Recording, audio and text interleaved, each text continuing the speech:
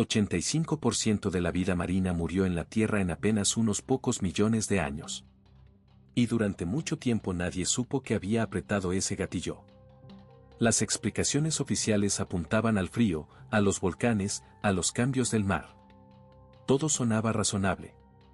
Y, sin embargo, al final de 2024, unos geólogos australianos dejaron caer una idea que sacudió por completo esa vieja historia. La causa de aquella gran matanza pudo haber sido algo casi absurdo. Algo que nadie había tomado en serio. Anillos. Anillos de piedra alrededor de la Tierra. Suspendidos sobre el ecuador durante millones de años. Oscureciendo el cielo. Envenenando la luz. Y dejando que la vida se apagara poco a poco. Deténgase un momento y visualice eso. No un planeta como el nuestro, sino uno con un aro inmenso, rocoso, silencioso, cortando el cielo de lado a lado. No es fantasía. Esa hipótesis salió publicada en una revista geológica de primer nivel y se apoyó en cráteres reales, rocas reales y números muy duros.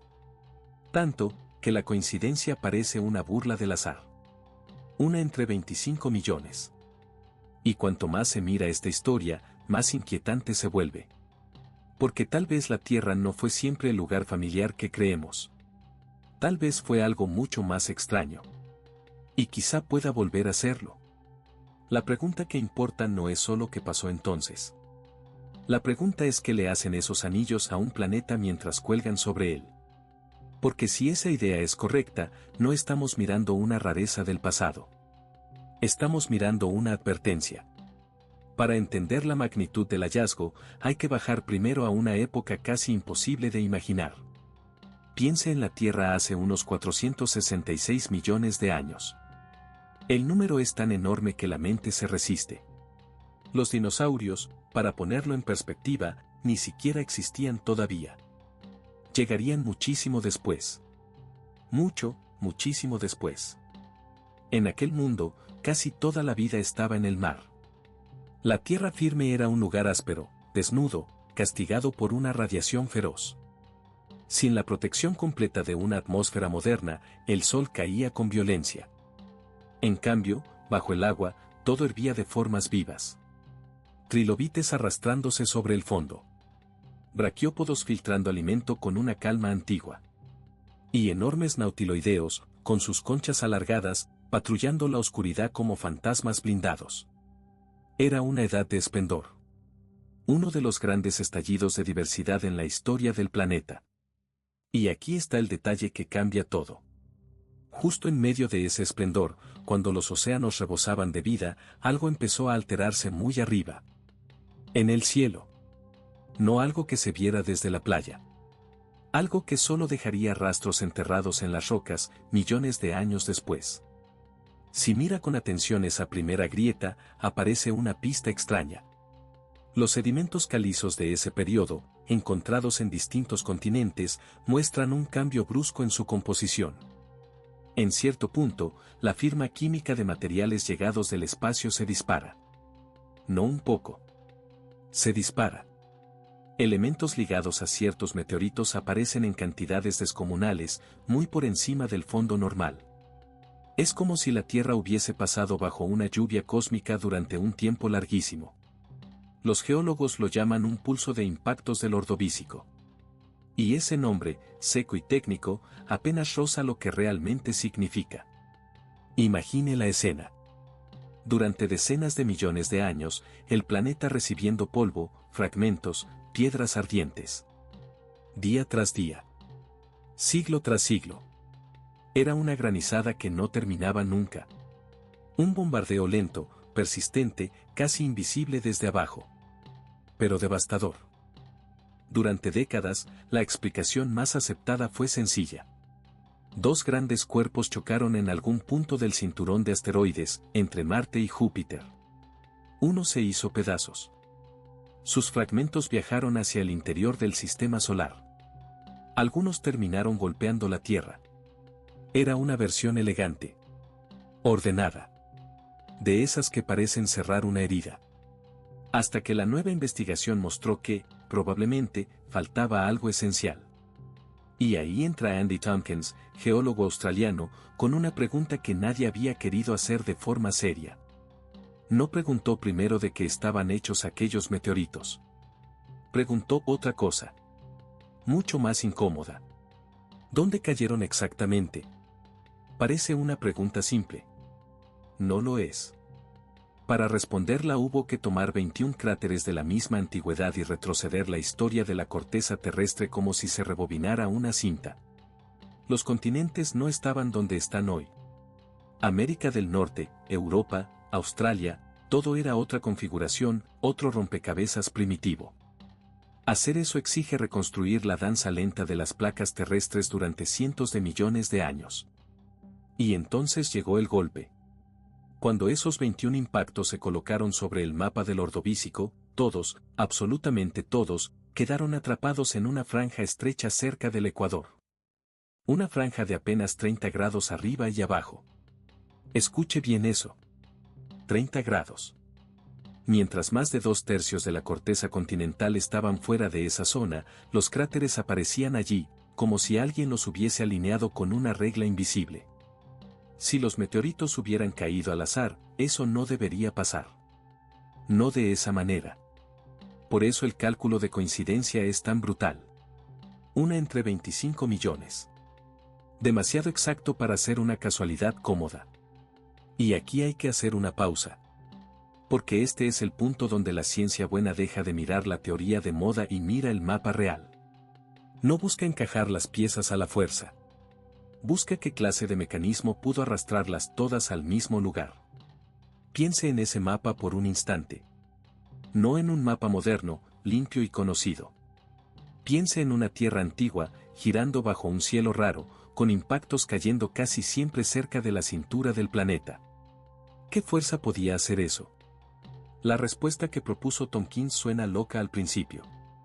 Después, inquietante. ¿Y si el cuerpo que generó esa lluvia de roca nunca se fue muy lejos? ¿Y si no terminó disperso en el cinturón de asteroides? ¿Y si pasó demasiado cerca de la Tierra y nuestra propia gravedad lo destrozó aquí mismo, en la vecindad del planeta? Eso lo cambia todo. Porque si un objeto grande se acerca lo suficiente a una planeta, no solo cae. También se desgarra. Se rompe por dentro. La fuerza de marea tira de él con una violencia silenciosa. Un lado siente más tirón que el otro. Y cuando la distancia es la correcta, o la incorrecta, según se mire, el cuerpo entero se deshace. No en una explosión. En una desintegración lenta y brutal. Imagine una roca gigantesca acercándose en la oscuridad. Primero entera. Luego con grietas. Luego partida en bloques.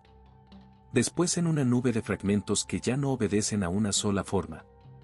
Eso pudo haber ocurrido cerca de la Tierra. Muy cerca. Y si eso pasó, los restos no necesariamente se perdieron. Pudo haberse formado un anillo. Un anillo de escombros suspendido alrededor del planeta. No un aro brillante como en una ilustración. Sino una corona oscura de roca triturada. Un cinturón de polvo y fragmentos orbitando justo donde el ecuador recibe su línea de equilibrio. Allí mismo. Ahí está la verdadera pesadilla. Porque un anillo así no sería decorativo. Sería una máquina de sombra. En el siguiente tramo de esta historia, la clave ya no será solo el cielo. Será la forma en que ese cielo pudo cambiar la superficie entera de la Tierra. Y cuando uno entiende eso, el antiguo crimen del Ordovícico deja de parecer un episodio remoto. Empieza a parecer una amenaza con memoria. La gravedad no tira de un asteroide por igual en todos sus lados. Empuja más fuerte la cara que mira a la planeta. La lejana siente menos tirón. Ese desbalance estira la roca como si unas manos invisibles intentaran abrirla en dos. Pasa algo parecido con la luna y los océanos. El agua no se levanta igual en todas partes. Por eso nacen las mareas. En un cuerpo sólido, la propia gravedad suele resistir. La piedra aguanta. La roca se mantiene unida. Pero solo hasta cierto punto. Existe un límite preciso. Se le llama el límite de Roche. Dentro de esa franja, las fuerzas de marea de un planeta vencen la gravedad interna del asteroide. Para un cuerpo rocoso, como el asteroide Ordovícico, ese límite alrededor de la Tierra está a unos miles de kilómetros sobre la superficie. Para un objeto más suelto, sostenido casi solo por su propia gravedad, la distancia se vuelve mucho mayor. Y aún así, sigue siendo una distancia perfectamente posible en un encuentro orbital. Ahora imagínese ese momento. Una roca enorme entra demasiado cerca. La Tierra la aprieta. La piedra empieza a abrirse. No explota como en una película. Se deshilacha. Se parte en grandes bloques, luego en fragmentos más pequeños. Y, sin embargo, algo esencial no se pierde. El impulso total se conserva. Eso significa que los restos no salen disparados de forma caótica hacia cualquier parte. La mayoría queda atrapada dentro de la esfera de Hale, esa región donde la gravedad terrestre manda más que la del Sol. Al principio, cada fragmento sigue una trayectoria extraña, alargada, inquieta. Uno cae hacia la Tierra y vuelve a subir. Otro se aleja en un arco enorme. Otro más cruza el camino de sus hermanos como un proyectil ciego. Pero entonces empieza el verdadero trabajo del desastre. Los fragmentos chocan entre sí. Cada golpe roba energía al desorden. Cada impacto apaga un poco la locura inicial. Ese proceso se conoce como amortiguación por colisiones. Dicho de forma simple, el caos se va cansando. Y cuando se cansa, se aplana. Piense en una nube de escombros girando sobre la Tierra. Al principio parece una tormenta de piedra sin dueño. Después, poco a poco, se convierte en un disco. No en cualquier plano. En el plano del ecuador. Ahí está la clave. La Tierra no es una esfera perfecta. Está abultada en el ecuador. Ese ensanchamiento, pequeño pero decisivo, cambia su campo gravitatorio. Y ese campo ejerce un momento de torsión sobre los restos que pasan cerca. Los va acomodando, uno por uno, como un trompo que tambalea al principio y termina quieto, apuntando al centro. Mírelo mentalmente así, una plancha de polvo y rocas rodeando al planeta, cada vez más fina, cada vez más ordenada. No es un milagro. Es geometría. La propia forma de la Tierra acaba domesticando los restos. Como un alfarero que no usa las manos, sino la gravedad. Hasta ahí, la idea es elegante. Pero aún no bastaba. Había una pregunta más dura. Si ese asteroide se rompió de verdad cerca de la Tierra, entonces no solo la Tierra debió recibir golpes. También debieron caer fragmentos sobre Marte y sobre la Luna. Y eso cambia todo. Porque Marte está cerca del cinturón de asteroides. Y la Luna, sin atmósfera, guarda cada herida como una página abierta. Si hubo una lluvia de fragmentos en el espacio interior, ambos cuerpos tendrían que mostrarla. Ambos deberían estar marcados. Recuérdelo bien, aquí no se discute una impresión vaga. Se busca una huella. Eso fue precisamente lo que examinó otro investigador, Anthony Lagan. Él y su equipo revisaron cientos de cráteres grandes en Marte, la Luna y la Tierra. Querían encontrar un pico de impactos en los últimos cientos de millones de años. Si existía una lluvia masiva, debía dejar una firma temporal. Un aumento brusco. Una cicatriz colectiva. Y en la Tierra apareció. Muy clara. Muy marcada. Un estallido de impactos hace unos 460 millones de años. En Marte no apareció. En la Luna, tampoco. Ese silencio es ensordecedor. Si la fuente de los proyectiles hubiera sido el cinturón de asteroides, la lluvia habría golpeado a los tres mundos. No a uno solo. Pero la señal estaba concentrada aquí, en la Tierra. Como si los fragmentos no hubieran venido desde lejos, sino desde nuestro propio vecindario orbital. Lagan propuso otra posibilidad. Tal vez el problema no estaba en el impacto, sino en la conservación. Tal vez ciertos terrenos terrestres guardan mejor los cráteres que otros. Tal vez las zonas tropicales, por su historia geológica, retienen mejor estas cicatrices. Es una objeción seria. No se puede barrer con la mano. Sin embargo, hay un detalle que incomoda demasiado. La mayor parte de las tierras favorables para conservar cráteres está fuera de la franja ecuatorial estrecha. Y aún así, allí no apareció nada comparable. Nada que parezca ese estallido esperado. Nada que cierre el caso. Entonces la ausencia en Marte y la Luna deja de ser un problema. Se convierte en una pista. Porque apunta a una fuente muy concreta, material que circulaba cerca de la órbita terrestre. Un lugar al que Marte y la Luna no habrían llegado de la misma manera. Un sitio pegado a nosotros. Casi íntimo. Conviene detenerse aquí un instante. La discusión no es menor. Dos equipos miran las mismas marcas en la piedra y leen historias distintas. Eso es lo que hace viva a la ciencia. Pero también es lo que mantiene abierto el misterio. Y si el patrón de los impactos fue realmente ecuatorial, entonces la Tierra no solo recibió basura espacial. La organizó. Ese detalle abre otra puerta. Porque los planetas rocosos no están tan lejos de tener anillos como mucha gente imagina. Los gigantes gaseosos los lucen como coronas. Pero una roca también puede rodearse de un anillo si la dinámica es la correcta. La materia correcta. La distancia correcta. La paciencia correcta. En el caso de Marte, esa idea ya ha sido modelada.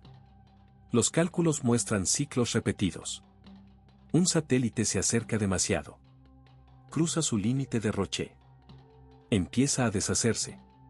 De sus restos nace un anillo temporal.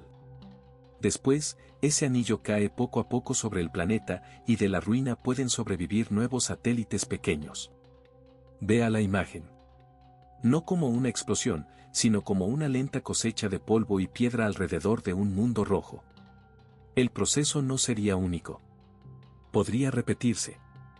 Y eso vuelve la historia mucho más inquietante.